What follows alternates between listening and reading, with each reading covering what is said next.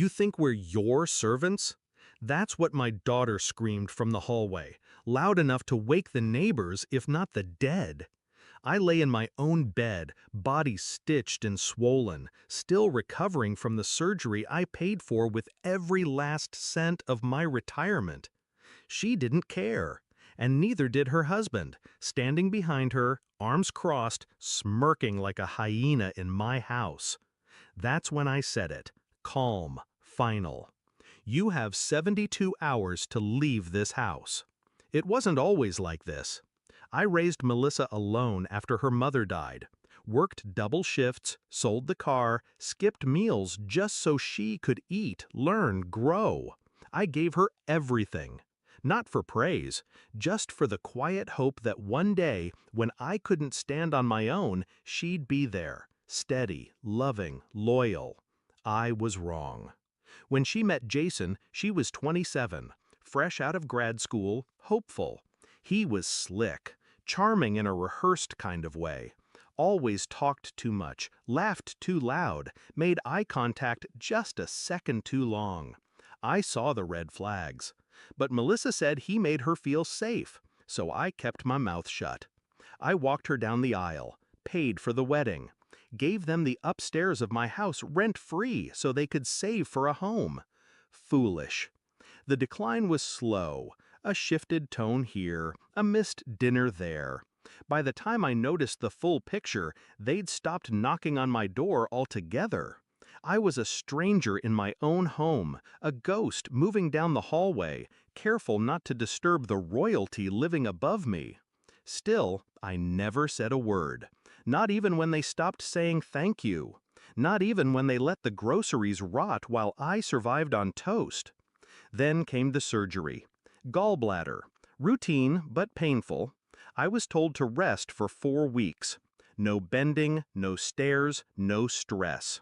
I came home from the hospital, house silent. No flowers, no soup. Just a note on the fridge. Call us if you need anything. I called. Once.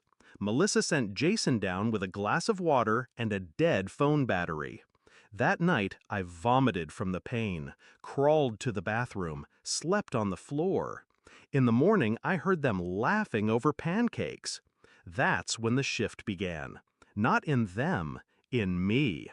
I started documenting, not out of malice, out of necessity. Dates, times, photos, screen grabs of ignored messages, audio from nights they hosted loud parties upstairs while I lay sleepless, clenching my stitches.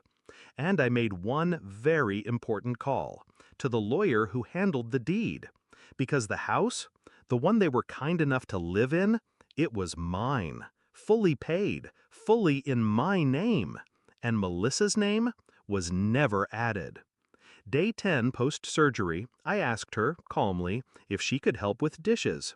She rolled her eyes. Jason barked a laugh. Then came the line.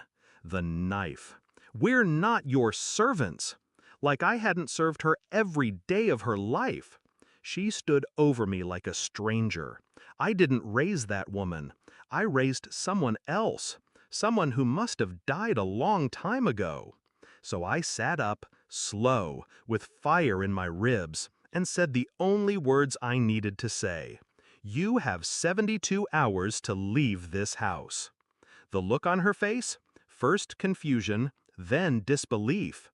Jason stepped forward. You can't do that. You're not well. I smiled. I'm well enough to evict 2 freeloaders. That afternoon, I delivered copies of the legal notice, notarized, sealed. One to their door, one slid under it, one taped to the fridge. I changed the Wi-Fi password. Then I shut off the heat to the upper floor. Then I called the bank and froze the joint emergency fund, the one I had contributed 90% to. Then I canceled the grocery subscription. Day 1, they pounded on my door. I didn't answer. Day 2, they begged, pleaded, said I was acting out. I recorded every word. Day 3, they threatened legal action. I forwarded everything to my lawyer.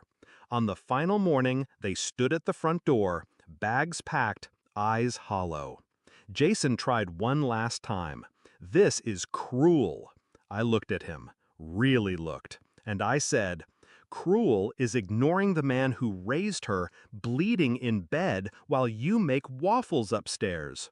Cruel is forgetting who gave you shelter when the world offered you none. He didn't respond. Melissa did. Tears, but not from remorse, from entitlement, like the queen banished from her throne. They left without a hug, without a backward glance. But that's not what broke me. What broke me? I didn't feel broken. I felt light. 2 months later, I turned Melissa's old room into a reading library. Got a cat. Started cooking again. Real food. My stitches healed. So did I. You don't always get justice in this life. But sometimes, if you hold your ground, if you stay quiet long enough to let the fools expose themselves, you get something better. Clarity. Let them think I was weak. Let them think I'd always bend. They forgot one thing. I